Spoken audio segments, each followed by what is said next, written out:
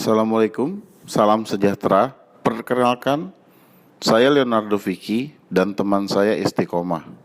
Pada kesempatan ini, kami akan mencoba mempresentasikan pengukuran kinerja manajemen rantai pasok pada PT Swasembada Organis. Next. PT Swasembada Organis adalah PT yang bergerak di bidang supplier Kentucky Fried Chicken atau KFC yang memproduksi beras organik. Di dalam persaingan yang sangat ketat di antara perusahaan-perusahaan sejenisnya, PT Swasembada Organis bertekad untuk menghasilkan produk yang berkualitas, bermutu tinggi, dengan harga yang bersaing.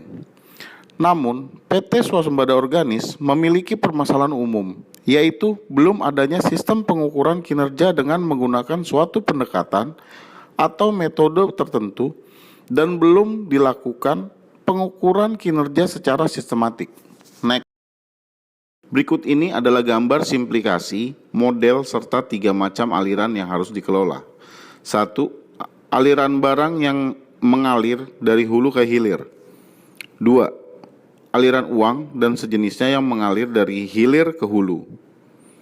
3. Aliran informasi yang bisa terjadi dari hulu ke hilir maupun sebaliknya. Next. Berikut ini area kinerja supply chain management.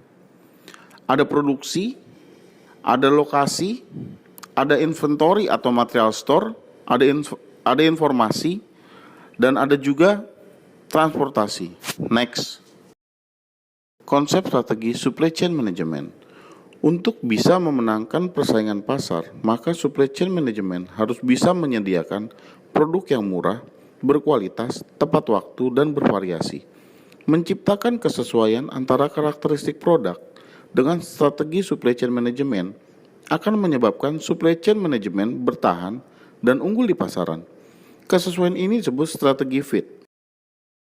Proses supply chain operation reference atau yang disebut SCORE. Level 1, top level yang terdiri dari plan, sources, make, deliver, dan return. Level 2, level konfigurasi yang berhubungan erat dengan pengkategorian proses. Pada level 2 ini, dilakukan pendefinisian kategori-kategori terhadap setiap proses pada level 1. Level 3, level elemen proses dan merupakan level paling bawah dalam lingkup skor model. Pada level implementasi, yakni level yang berada di bawah level 3, elemen proses diuraikan ke dalam task atau aktivitas lanjutan. Level 4, mengimplementasikan dari supply chain mengambil peran.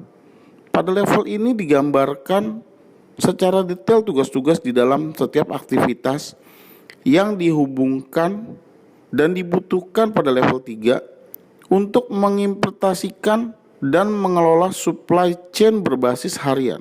Next. Analytical Hierarchy Process atau AHP. AHP memungkinkan pengguna untuk memberikan nilai bobot relatif dari suatu kriteria majemuk atau alternatif majemuk terhadap suatu kriteria. Pemberian bobot tersebut secara intuitif yaitu dengan melakukan perbandingan berpasangan. Next.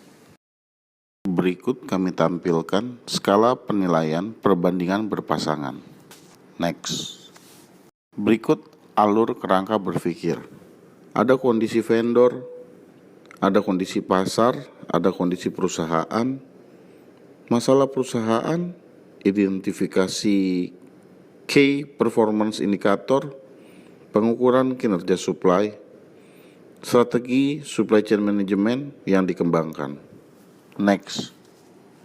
Untuk mengukur kinerja dengan menggunakan metode SCORE atau AHP, maka peneliti membuat kuesioner yang telah disebarkan kepada 5 orang responden pakar. Next. Hasil dan pembahasan. Hasil analisis data. Data yang didapat kemudian diolah dengan alat analisis atau software yaitu Expert Choice 2000.